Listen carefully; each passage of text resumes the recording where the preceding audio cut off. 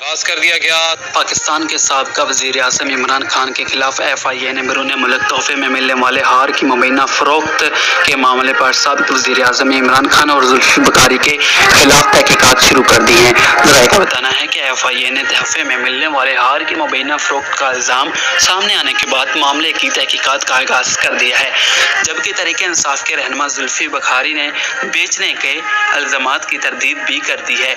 इस हवाले से हमारे नुमाइंदे से गुफ्तगू करते हुए जुल्फ़ी बखारी ने कहा है कि हार बेचने से मुतल्लिक़ खबरों में कोई सदाकत नहीं है।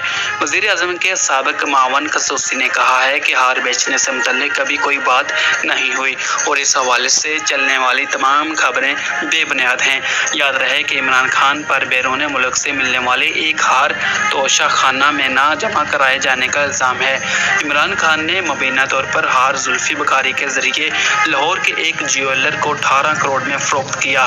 जियो न्यूज़ के राब्ते और हमारे नुमाइंदे के राब्ते पर उन्होंने DG FIA ने मामले की तहक़ीक़ात पर यह तस्दीक करने से गुरेज़ किया है।